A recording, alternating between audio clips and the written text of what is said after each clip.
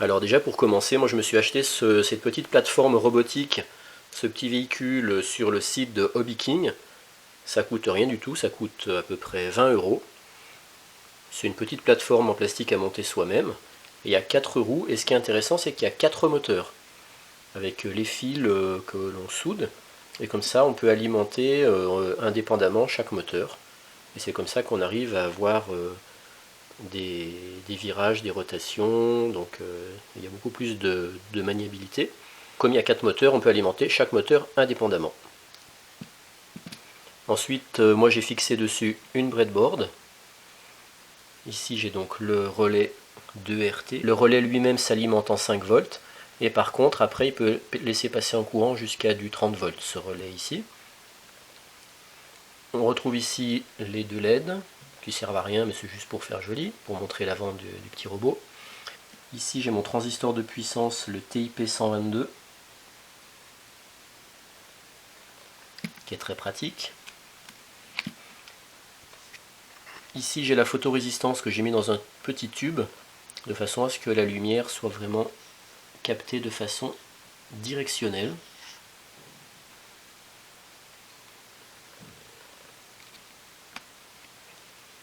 Là j'ai une diode, ici ma deuxième diode qui empêche les retours de courant. Ici mes deux petits interrupteurs. Donc un pour commander le relais et les LED et l'autre pour commander les moteurs. Et moi la particularité que j'ai, c'est que j'ai utilisé un petit accu de modélisme. C'est un petit accu lithium polymère comme ça. Donc c'est un 3S pour 3 éléments, parce qu'il y a 3 éléments en série à l'intérieur. Donc 3 éléments de 4 volts, ça fait 3 x 4, 12 volts. Et du coup, ça me permet sur ici la petite prise blanche d'équilibrage de récupérer soit du courant sur un seul accu, ça me fait du 4 volts, soit sur 2 accus en série, ça me fait du 8 volts, soit sur les 3 accus en série, ça me fait du 12 volts. Donc j'ai mis l'accu là au fond. Et donc mon courant, je ne viens pas le prendre sur la prise là qui me sortirait que du 12 volts. Je viens chercher mon courant sur la prise d'équilibrage. Pour ceux qui font du modélisme, vous connaissez ça. Là, j'ai le courant sur un seul élément qui me fait du 4 volts. Ici, le courant sur 2 éléments en série qui me fait du 8 volts. Et le fil là, le courant sur mes 3 éléments en série qui me fait du 12 volts. Et c'est comme ça que dans le schéma que je vais vous montrer, j'ai soit du 4 volts, soit du 8 volts, soit du 12 volts. Donc c'est bien sympa, ça me permet d'éviter d'avoir plusieurs piles avec des tensions différentes. Je gère tout avec un seul accu. Mais bon, vous pouvez très bien utiliser plusieurs piles des tensions que vous souhaitez. Alors voilà le schéma du petit robot. On retrouve ici mes alimes en 4 volts, 8 volts, 12 volts qui viennent en fait d'un même accu. Donc c'est pour ça que les moins, je les ai reliés ensemble, parce qu'en fait il n'y a qu'un seul accu, donc il n'y a qu'un moins et qu'un plus. Mais sauf que les plus, j'arrive à les prendre à des tensions différentes, mais les moins sont tous reliés ensemble. Ici j'ai mon tout petit circuit en 4 volts qui alimente juste mes deux LED rouges, qui fonctionnent en 2 volts en série. Ici j'ai mon alim en 8 volts qui vient sur le collecteur de mon TIP 122 et qui vient alimenter mes 4 moteurs, parce que donc j'ai 4 moteurs. Celui-là qui est pour l'avant, la roue avant gauche du robot, ici la roue avant droit, ici la roue arrière gauche, ici la roue arrière droit.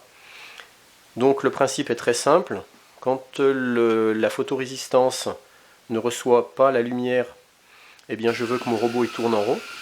Pour qu'il tourne en rond, il suffit que j'alimente les deux moteurs du côté droit du robot, c'est-à-dire l'arrière droit, l'avant droit. Et quand il y aura de la lumière qui va venir frapper la photorésistance, je veux que cette fois le véhicule, le robot avance tout droit. Et donc je vais le faire ça grâce aux 4 moteurs qui vont être alimentés. Donc les 4 moteurs vont être alimentés, ce qui fait que le véhicule forcément va aller tout droit. Alors comment ça se passe? Quand j'ai de la lumière qui vient frapper la photorésistance, ça permet au transistor TIP 122, qui je le rappelle est un transistor de puissance, ça va permettre à ce transistor de recevoir du courant par la base. Le courant arrivant par la base va permettre à un courant plus important de passer par le collecteur. Et donc forcément au niveau de l'émetteur, je vais récupérer le courant du collecteur et le courant de la base. Donc je récupérerai beaucoup de courant au niveau de l'émetteur de ce transistor quand il y aura de la lumière qui va frapper la photorésistance. Je rappelle que quand il y a de la lumière qui vient frapper la photorésistance, je veux que mon véhicule il avance avec ses 4 roues motrices. Donc quand il y a de la lumière qui vient frapper la photorésistance, j'ai un courant important qui arrive au niveau de l'émetteur du transistor. Ce courant va permettre à mon relais de basculer en travail, en position travail, c'est-à-dire il aura à peu près du 5 volts ou un peu plus. Donc il va relier cette borne-là à cette borne-là. Donc ça va faire passer le courant ici, ça permettra à ces deux bornes-là, celle-là et celle-là, d'être reliées. Et donc qu'est-ce qui va se passer? Eh bien mes 4 moteurs, les bornes moins de mes 4 moteurs vont être reliées au moins du circuit, à condition bien sûr que je ferme l'interrupteur là. Donc quand il y a la lumière qui va frapper la photorésistance, mes 4 moteurs vont pouvoir tourner, puisque leur plus est toujours relié au plus, mais leurs moins vont être reliés dès que le relais va passer en position travail à 5 volts. Par contre, quand il n'y aura pas de lumière qui va frapper la photorésistance, je n'aurai pratiquement pas de courant qui va arriver au niveau de la base de mon transistor, donc je n'aurai pratiquement pas de courant amplifié au niveau de l'émetteur du transistor, donc mon relais n'aura pas 5 volts, donc mon relais va être en position repos, donc ça sera cette fois cette borne-là et cette borne-là qui seront reliées, et dans ce cas-là, je n'ai que ce moteur avant droit et le moteur arrière droit qui seront reliés au moins du circuit en passant par ça, comme ça. Alors, ce qui est très important, c'est que j'ai dû mettre 2 diodes pour empêcher des retours de courant, pour éviter que mes 4 moteurs tournent tout le temps. Parce que sinon, si je ne mets pas ces diodes-là, eh bien, même quand il n'y a pas de lumière, quand les 2 moteurs-là tournent, et bien après, ces moteurs-là et ces moteurs-là tournent quand même parce que leur moins remonte ici dans ce sens-là, comme ça, il remontait là pour aller prendre le moins comme ça. Donc en mettant des diodes là et là, ça évite au courant de remonter à l'envers ici et à l'envers là dans ces segments.